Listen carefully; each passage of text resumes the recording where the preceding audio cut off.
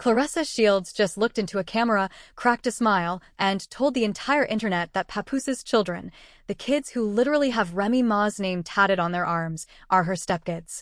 Her stepkids. Let that sit on your chest for a second. Not my boyfriend's kids. Not the kids I've gotten close to. Stepkids. A legal title. A familial title. A title that requires a courtroom, a signature, and a divorce decree that does not exist, has never existed, and by every credible indication is nowhere close to existing. And she said it with her whole chest, laughing, brushing it off like it was nothing, like the audacity itself wasn't the entire problem. And listen, before anybody in the comments tries to hit me with a she was joking defense, save it. Because the moment she framed it as these people call me a flip-flopper and then leaned into the stepmom label as her comeback, she wasn't joking. She was staking a claim. She was trying to plant a flag on a hill that legally still belongs to somebody else, and that somebody else is Remy Smith, professionally known as Remy Ma, the actual wife, the actual stepmother of record. The actual woman still holding a marriage certificate that Papoose has refused to release. And here is where it gets catastrophic, because this isn't just a mistress moment. This is a full-blown identity theft attempt happening in real time on a live stream, on a fight promo run, in front of Pap's children who are being paraded around days before a boxing match that, by every metric the ticket algorithms are showing us, is not selling the way the mouth is talking. And when we get to the ticket math, and I promise you we are getting to the ticket math, when we get to why the entire Shields brand rollout is being propped up on a lip gloss relaunch and a borrowed family, you are going to understand that what you watched on that clip was not confidence. It was panic. It was a woman who knows the countdown clock is ticking, the fight is days away, the sponsorships never came, the crossover moment never landed, and the only currency she has left to spend is proximity to a married man's household. Everything you have been told about this Claressa Shields era, the empowerment framing, the greatest woman of all time marketing, the she's just living her life spin, has been framed around the wrong question. The right question is not whether Claressa is winning in the ring. The right question is why a two-time undisputed champion needs to LARP as somebody's wife to stay in the algorithm. And that answer is going to break some of y'all's hearts. Drop your thoughts in the comments, hit like, and subscribe. Let's get into it. For anybody just tuning in, let me lay the whole board out so nobody is lost. Papoose, government name Chanel Mackie, has been publicly and legally married to Remy Ma since 2008. 17 plus years. 2 kids in that household who carry Remy's name on their skin in ink you cannot face tune off. Reality show together. Brand together. Golden, black love, fireproof, the whole marketing package that a generation of hip-hop fans watched unfold on Love and Hip Hop New York. That is the foundation. That is the paperwork. That is the record. Enter Claressa Shields, the Flint, Michigan 2-time Olympic gold medalist, multi-division world boxing champion, a legitimate athletic prodigy who, by any objective measure, should be locked into a Nike deal, a Powerade deal, a Netflix docuseries, and a Fortune 500 endorsement portfolio right now. Instead, she is stationed in Pap's comment section, in Pap's DMs allegedly, in Pap's household, and now in Pap's kids' Instagram tags calling them her stepchildren days before her Atlanta fight card. And the middleman, or middlewoman I should say, in all of this is Chanel Mackie, Pap's adult daughter from a previous relationship, not one of Remy's kids, an important distinction, who has attached herself to Claressa as a self-described creative director and has been trying, and I do mean trying, to force a lip gloss line into cultural relevance by leveraging the entire boxing news cycle to sell tubes of gloss.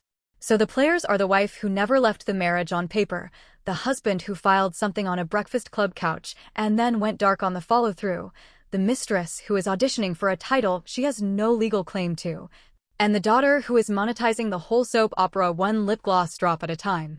The stakes here are not small. Musically, Papoose's catalog has not produced a hit that moves streaming needles in years, which is why the man is out here dropping throwbacks and reminding you he wrote a Knicks anthem.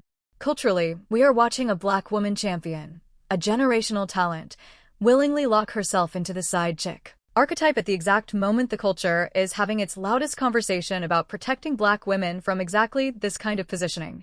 Financially, and this is the part nobody is saying out loud, the Shields camp is burning through the goodwill of 2 Olympic gold medals to promote a fight card that reportedly is not moving tickets the way a legitimate crossover superstars fight should be moving tickets. And reputationally, Every day Claressa spends impersonating a stepmother is another day sponsors quietly pull the file back into the hold folder. And the tension underneath all of this, the tension the rest of this video is going to unpack piece by piece, is a very simple one. Claressa Shields did not stumble into this situation. She engineered it. And the engineering is failing in public. Let's walk through what is actually verifiable on the surface, because I want everybody grounded in facts before we get to the analysis. The clip everybody is passing around this week is Claressa in what appears to be a live setting, being asked about the criticism she is getting for cozying up to Papoose's family. Her response, and I am going to quote it as close as the audio allows, was essentially, "He just showed up and he had kids. His kids is my stepkids. These people call me what y'all call me, a flip-flopper." And then she pivots to another line, laughing, "Girl, it's my stepdaughter. What the expletive you want me to do about it?" That is the quote. That is on tape. That is her, in her own voice, calling Pap's minor children her stepchildren while Pap is still legally married to their actual stepmother, because let's be technically correct, Remy Ma is the stepmother of record to the children Pap had before their marriage, and Remy is the biological mother to the children who share her household. Either way you slice that pie, Claressa is not on the menu. That is surface evidence piece number 1.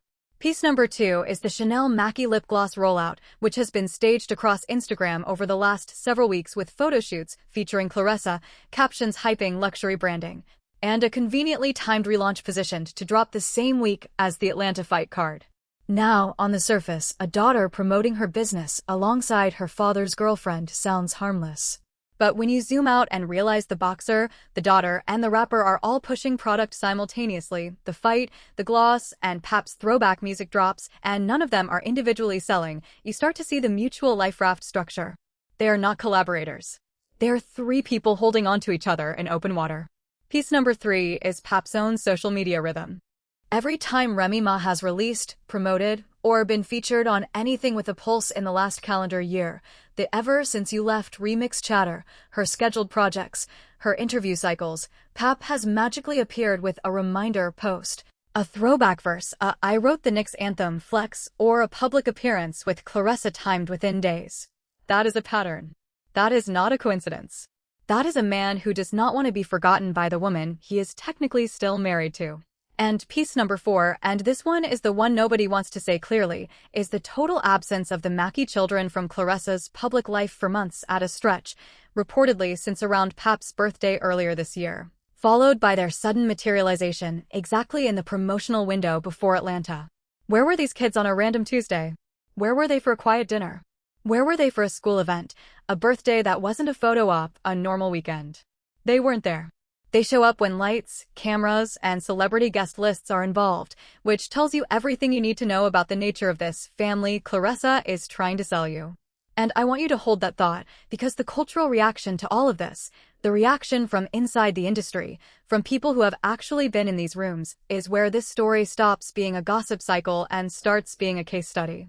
And oh, do I have more? Because if you thought the StepKids clip was the peak, you have not been paying attention to what's been quietly leaking out of the comment sections, the group chats, and the podcast circuits over the last 2 weeks.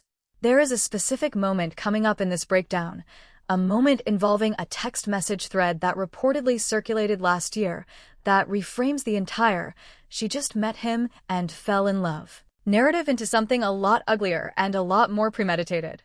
And for the Claressa defenders in my comments right now typing "you're just a hater," good. Type it louder. Type it in all caps. Because I want the algorithm to see how many of you are willing to defend a woman who publicly claimed another woman's children as her own before that woman has even been served final divorce papers. Keep the comments coming. We are getting to the receipts. We are getting to the label side. We are getting to why this fight card is in the shape it's in. Stay locked. Now let's step into the cultural layer, because the internal reaction inside hip-hop and inside the women's boxing community has been telling in a way the mainstream write-ups are refusing to acknowledge. The first piece of cultural evidence is Chris Cyborg, Christian Justino, one of the most decorated women in combat sports history, who reportedly took shots at Claressa's positioning by essentially calling this the duck hunting era, a jab at Claressa's public antics distracting from her actual competitive record. When another combat sports icon of that caliber publicly signals that your circus is louder than your resume, that is not a hater. That is a peer telling you the room has noticed. The second piece is the near-total silence from the women's boxing sisterhood on Claressa's behalf. In a sport where women fighters have historically closed ranks around each other during promotional cycles, the absence of loud cosigns from the Katie Taylors, the Amanda Serranos, the Alicia Baumgartners of the world during this specific news cycle is deafening. Silence is a statement in this industry. When your peers won't quote tweet you into a fight week, it is because they do not want their brand within arm's reach of yours. The third piece, and this one is where the hip-hop side gets messy, is the reported history of Claressa in Remy Ma's DMs prior to the entanglement going public, the sis messages, the birthday well wishes, the likes on every post, the parasocial attachment that reportedly ran for a stretch before the pivot to Pap. That is not a random meet-cute story. That is documented behavior of a woman studying the household she later tried to insert herself into. And when that context becomes public, and it has, in fragments, across multiple gossip channels, it turns the entire "we just fell in love organically" narrative into a much darker fanfiction to reality pipeline. The fourth piece is the community response from Black women commentators, podcasters, and cultural writers, which has been overwhelmingly consistent. The framing of Claressa as an empowered, independent woman cannot survive a factual timeline in which she publicly courted a married Black woman's friendship, transitioned to publicly entangling with that woman's husband, and is now publicly claiming that woman's stepchildren, all while that woman, Remy Ma, has done nothing but continue to work, continue to release music, continue to raise her family, and continue to decline to publicly engage in the mud. Now, I want to be fair here, and I promised you a moment of nuance, so here it is. The counterargument the Claressa camp keeps floating is that Papoose was already emotionally out of the marriage before Claressa ever entered the picture, that whatever cracks existed in that household existed independent of her, and that a grown man makes his own choices. Fine. Let's grant that entirely. Let's stipulate that Papoose is a fully grown man who has full agency over his marriage, his cheating, and his public choices. The counter to the counter is that adult agency cuts both ways. Claressa Shields is a fully grown woman with full agency, and she made the choice, repeatedly, publicly, on camera, to insert herself into a marriage that had not been legally dissolved, to befriend the wife before dating the husband, and now to claim the children as her own before a decree exists. Agency does not absolve. Agency accuses. And the cultural verdict on that accusation has been quietly but firmly rendered. Hold that thought, because we're about to leave the culture entirely and step into the part of the story that the reaction channels are not equipped to cover, which is the business. Because here is where this stops being about a mistress and starts being about a market failure. Let's shift gears completely, because if you only understand this situation as a personal drama, you are missing the actual machine driving all of it. Claressa Shields, from a pure business standpoint, is in the most fragile commercial position of her career, and the entanglement with Papoose is not the cause of that fragility, it is a symptom of it. Here is what the industry math actually looks like. A two-time undisputed champion in multiple weight classes, an Olympic gold medalist twice over, a legitimate pay-per-view caliber talent, should, by every historical comparison, be sitting on a portfolio that includes a major athletic apparel deal, a hydration or sports drink deal, a beauty or personal care deal, a streaming platform docuseries, and a network commentary contract. That is the standard blueprint for a fighter of her accomplishment level. Instead, what does the public ledger show? Independent promotion. Self-funded rollouts. A partnership pipeline that has, by all visible indicators, gone quiet. And that gap between what her resume should command and what her endorsement portfolio actually reflects is the single most important business fact in this entire story. Because Nike is not on the jersey. Adidas is not on the jersey. Powerade, Gatorade, Under Armour, Puma, New Balance, none of them are on the jersey. And when the brands do not show up for an athlete of that pedigree, it is almost never about the athletic performance. It is about the brand risk assessment. And the brand risk assessment is being written in real time by Claressa herself every time she opens a comment section, every time she calls another woman's children her stepkids, every time she picks a fight with a Black woman on the internet in the name of defending her man. That is the first systemic angle. The second systemic angle is what I call the promotional cannibalization problem. When you look at the current fight card promotion, the marketing machinery is being asked to do 3 unrelated jobs at once: sell tickets to a boxing event, sell tubes of a family member's cosmetics line, and sell relevance for a rapper whose last chart-moving moment is well behind him. In legitimate promotional infrastructure, Those 3 lanes are separated by design. Boxing promotion is boxing promotion. Beauty promotion is beauty promotion. Music promotion is music promotion. Each has its own audience, its own media buy, its own timing. When you collapse all 3 into one Instagram feed run by a small internal team, you do not amplify each one, you dilute all 3. That is why the fight isn't selling like a Claressa Shields main event should be selling. That is why the lip gloss is on its 2nd or 3rd repackage cycle. That is why Papoose'S throwbacks are drowning in an ocean of stronger, newer catalog. It is not a talent problem. It is a strategic infrastructure problem, and the infrastructure is being built by people who have never operated at the tier they are pretending to be at. The 3rd systemic angle, and this is the one that will make the hair on the back of your neck stand up, is the divorce delay economics. Because let's be very honest about what a divorce actually costs in a marriage where one spouse has substantially outearned the other. Remy Ma, by public accounting, is the primary breadwinner of that marriage. She has the touring income, the reality TV income, the radio show income, the sync licensing income, the endorsement income. Papoose, by public accounting, is the substantially lower earner. In a state like New York, absent an ironclad prenup, and there has been zero public indication that one exists, the higher-earning spouse can be exposed to significant equitable distribution and, depending on the specifics, spousal maintenance. Which means Papoose has a direct, quantifiable, dollars and cents incentive to drag his feet on the divorce filing. Every month the marriage remains intact on paper is a month he retains theoretical claim to a share of a joint marital estate. Every public comment his mistress makes about StepKids is a data point a divorce attorney can either weaponize or defend against, depending on which side of the table you sit on. And Claressa, whether she understands it or not, is being used as a stall tactic. She is not the finish line. She is the parking brake. Because as long as Pap has a mistress publicly claiming his household, he can perform "I have moved on" while legally doing the exact opposite, refusing to sign, refusing to finalize, refusing to release the paperwork that would actually end the marriage. That is not love. That is not even lust. That is a financial strategy dressed up as a relationship. And Claressa is the costume. Which brings us to the truth bomb, and I want you to sit with this one, because this is the claim that reframes everything you just heard. Allegedly, and I want to be extremely clear that I am using the word allegedly because this is drawn from reported leaks and public reporting rather than sealed court documents. Allegedly, there is a text message thread that circulated in gossip channels in which Claressa Shields was reportedly begging Papoose to obtain a secondary phone specifically for the purpose of communicating with her in a way that would not be discoverable by his wife. Let me repeat that, because I want you to hear it in full. A secondary phone. Requested by the mistress. For the express purpose of hiding communication from the legal wife. That is the reported allegation. And if that allegation is anywhere close to accurate, and multiple commentary channels have referenced the same reported leak, then every single thing Claressa has said publicly about this relationship being a post-marriage situation collapses. Every single "he was already gone before I got there" defense collapses.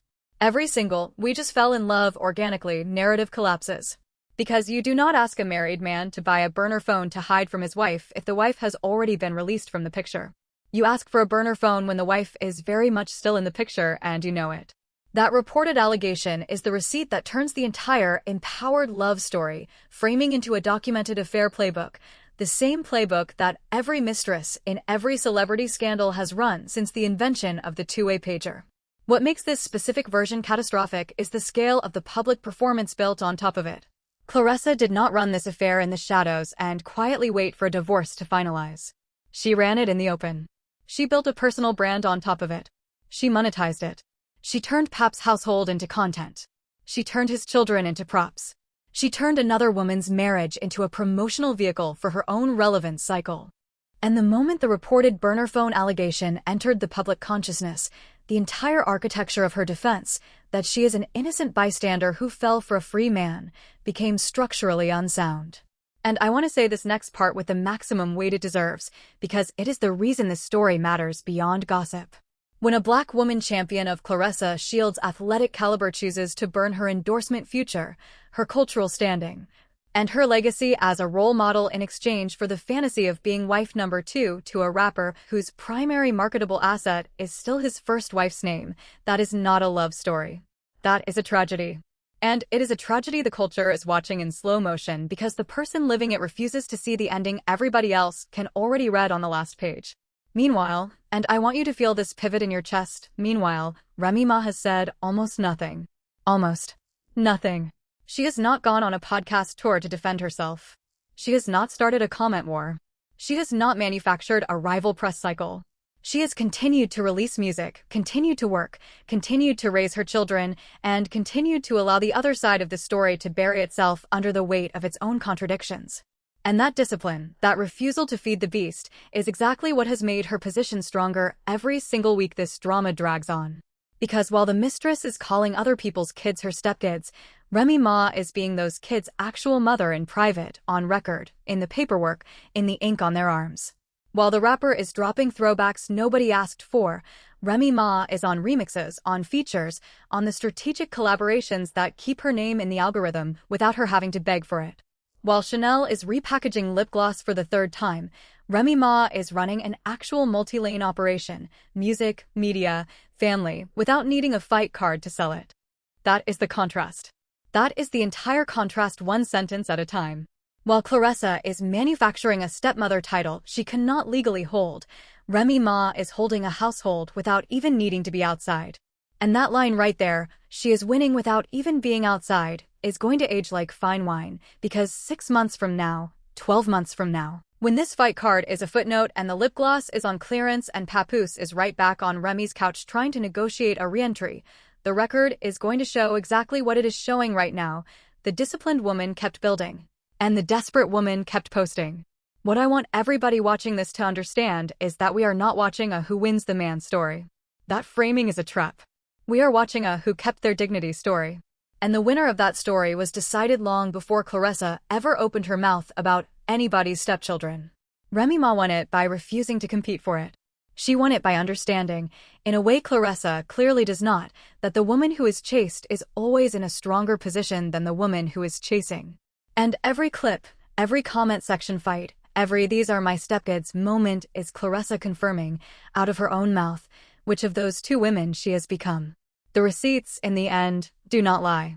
And in this case, the receipts are being written by the villain herself, in real time, on camera, for free. But this is only the start, and I want to be specific about what I mean by that, because vague teases are for people who do not have the story. Two very concrete developments are on the horizon that everybody needs to be tracking. Development number 1 is the post-Atlanta fight financial disclosure window. Once the ticket numbers, the pay-per-view splits, and the sponsor pull-throughs from this card become industry visible in the weeks following, we are going to have hard data on exactly how commercially damaged the Claressa Shields brand has become, and whether the entanglement strategy has cost her the multi-million-dollar deals her athletic record should have already secured. That data is going to tell a story no press release can spin. Development number 2 is the divorce filing pressure cycle. Because the longer Papoose delays finalization, the more legal exposure he creates for himself if any of the reported communications, the alleged burner phone requests, the alleged pattern of concealment, the alleged financial entanglements, ever surface in a formal proceeding. There is a version of this story, and it is not a small version, in which the very public antics of the mistress become the evidentiary foundation of the wife's legal position. And when that pivot happens, and I believe it is a when and not an if, the entire tone of this saga is going to shift from tabloid to courtroom overnight. And that is the story I am going to be here breaking down piece by piece as it unfolds. But before you close this tab, I need you to hear the next one, because what I am working on right now is a full breakdown of the reported document trail, the alleged text threads, the alleged financial patterns. The alleged timeline overlaps between Claressa's public appearances and Papoose'S private movements that a very specific source has been quietly assembling for months. There is a name in that dossier that has not been publicly connected to this situation yet, a name from inside Pap's own camp, and when that name drops in the next video, it is going to explain exactly how this affair was engineered from the inside, who greenlit it, who profited from it, and why the entire "we fell in love" story was staged from day one. That video is coming, and you are going to want to be here when it does.